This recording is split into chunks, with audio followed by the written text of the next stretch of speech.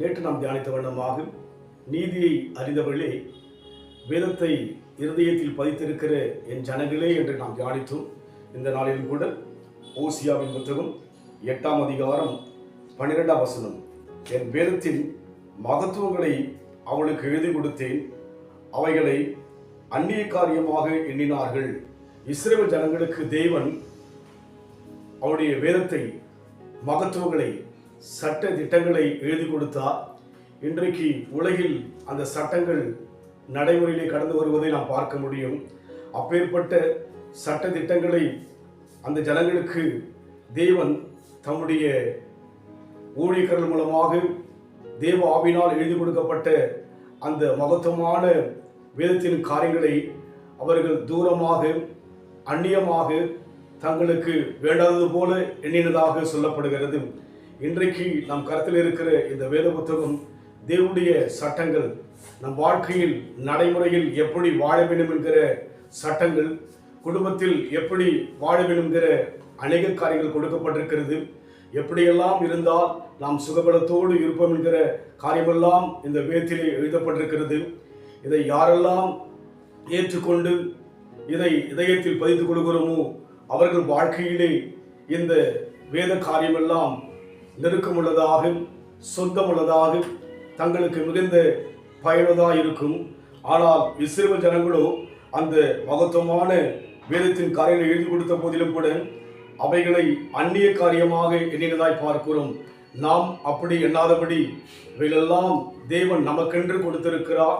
நம் நன்மைக்காக, நம் வாழ்வின் மேன்மைக்காக, நம் சுகத்திற்காக, நம் சமாதானத்திற்காக, நம் சந்தோஷத்திற்காக, நித்திய நிரந்தரமான ஒரு வாழ்க்கையை கொடுப்பதற்காக இந்த சட்டங்கள் நமக்கு கொடுக்கப்பட்டதாக எண்ணி மனதார ஏற்றுக்கொள்கிற போது நிச்சயமாய் தேவனுடைய கிருபையை நம் வாழ்க்கையிலே ஒவ்வொரு நாளும் உணர முடியும். பாடுகள், போராட்டங்கள், சோதனைகள், பிரச்சனைகள் கடந்து வந்தாலும் கூட தேவனுடைய இந்த வார்த்தைகளை நாம் தூரமாக்காதபடிக்கு உள்ளத்தில் ஏற்றுக்கொள்கிற அந்த பக்குவத்துக்குள் போக நம்ம இப்போ கொடுப்போம். என் பலவீன நேரங்களில் கிருபை தந்தீரையா, என் பலவீன நேரங்களில் கிருபை தந்தீரையா, இயேசு ராஜா என் பலனாடி எதற்கும் பயமில்லையே, இயேசு ராஜா என் பலனாடி எதற்கும் பயமில்லையே. ஆராதனை உமக்கே, ஆராதனை உமக்கே, ஆராதனை உமக்கே, ஆராதனை உமக்கே. என் கண்மலை ஆடவரே, என்னை காக்கும் தெய்வம் நீரே, வல்லமை மாட்சிமை நிறைந்தவரே, மகிமைக்கு பாத்திரரே. தேவன் நமக்கு தூரமானவர் அல்ல. நாம் அவரை தூரமாய் எண்ணாதபடி, அந்நிய காரியமாய் எண்ணாதபடி, அருகில் இருப்பதாக, சொல்லப்போனால் நமக்குள் வசிப்பதாக எண்ணி அவரை அனுதினமும் ஆராதிக்க, அனுதினமும் அவர் நாமத்துக்கு மகிமை வாழ நம்ம இப்போ கொடுப்போம்.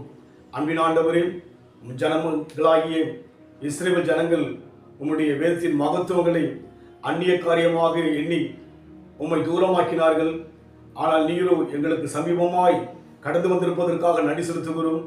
நாங்கள் உம்முடைய வேதத்தின் மகத்துவங்களை எங்களுக்கென்று ஏற்றுக்கொள்கிற அந்த தன்மையை, அந்த தாகத்தை, அந்த வாஞ்சையை எங்கள் யாவருக்கும் தருவீராக. பொறுப்படுத்திக் கொள்ளுங்க. இயேசுவின் நாமத்தில் பிதாவே, ஆமென்.